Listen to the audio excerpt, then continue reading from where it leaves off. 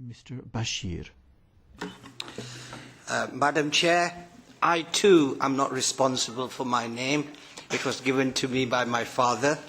I'm proud of my name. My name is Bashir. It is one of the names given to the Prophet Muhammad. It means bearer of good news. But having a name like this does have its problems. Not so long ago, going back to my home country in England, Manchester, I tried to use digital technology with my passport and it wouldn't accept it. So I had to go through the normal channels, and I inquired why I was not allowed through the digital way. And they said, Bashir, there are hundreds and thousands of Bashirs, and therefore the machine throws them out and throws them to us. I'm obviously against mass surveillance and mass profiling. Another incident, again in Manchester, I was stopped and questioned over several hours. I realise that we've got a problem in Europe with terrorism, and therefore I'm not against being questioned. I want security. But again, I'm against mass stopping of people by profile.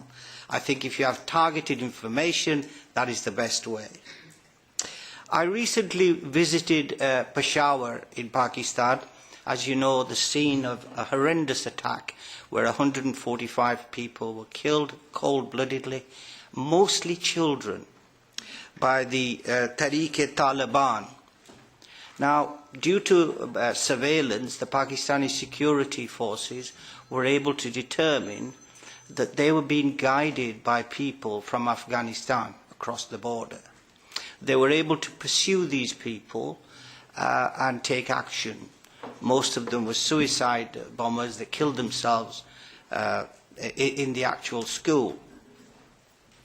So that's surveillance, in my view, which is positive. But then again, I visited Karachi, where I learned from a political group, large numbers of their members are missing. They were taken by the security forces, and 2 years later there's no information about them.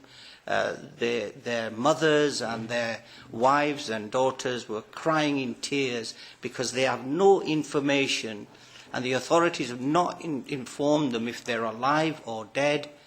Many people go missing and are killed. So there's something that is despicable and wrong. Now, when you export equipment abroad, I think this question is to Mr. Page in particular. Obviously, one instance that I mentioned is positive, where the security forces were able to follow these terrorists and take action. And the other is very negative, where political opponents are going missing and by the security forces. How do you sell equipment to regimes or countries and then keep control of its use? That is very important. Thank you very much. Dealing with what Mr. Bashir said, yes, there are legitimate uses for it in systems where there is legal and democratic oversight. Can you sell a technology and then keep control over it? No, not really. You would see it with UK and German technology that has been sold to, for example, Bahrain. Those security services then use it to target residents in the UK. And for me, that would raise national security issues. I'm sure that Bahraini services didn't promise to only use it in the country.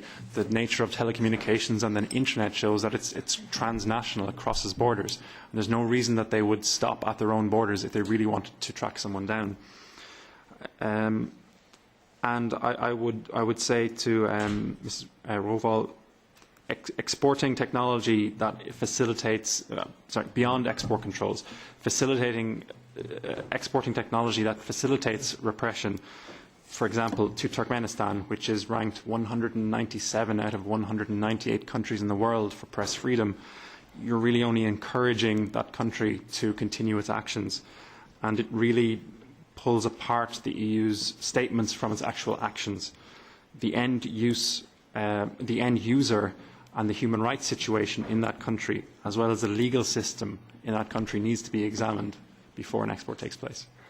Thank you. Thank you very much. Yes, please.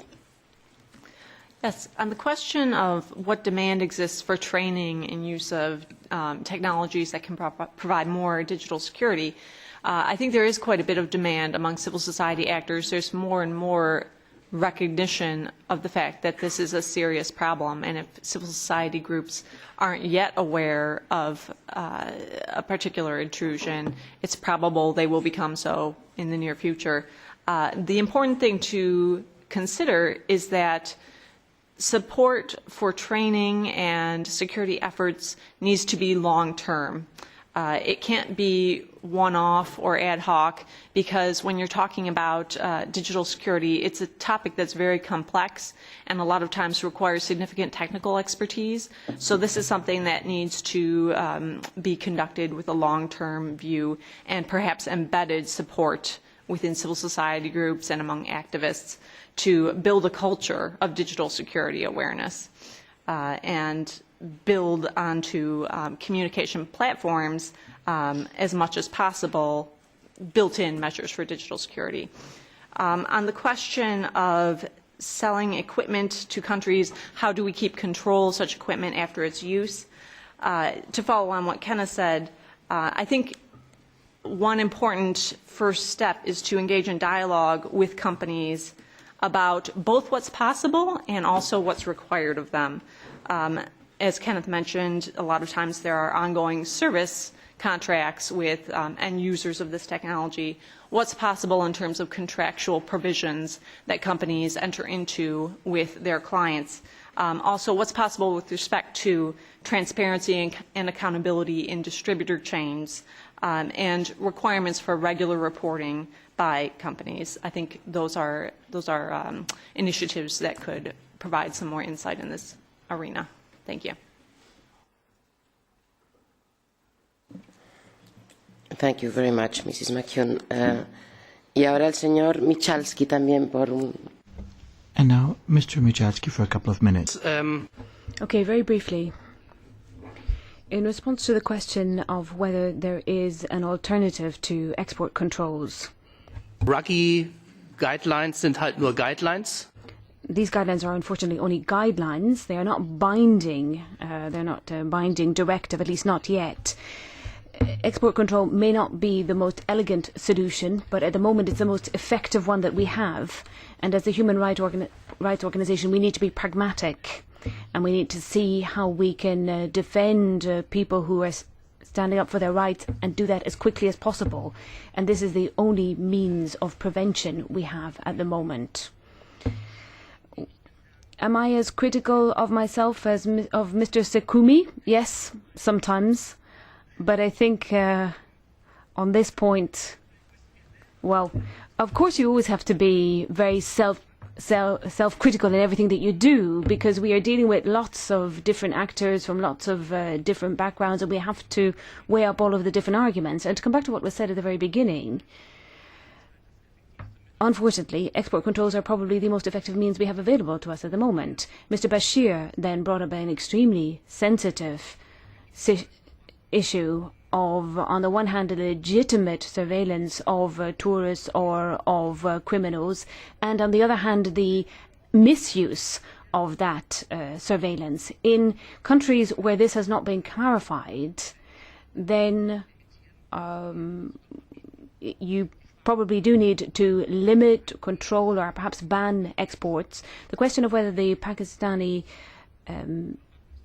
Secret Service has monitored the Taliban using surveillance technology, or whether it has just used traditional spying methods of infiltration, etc., I think it's probably due to the fact that most of the Taliban activities are offline.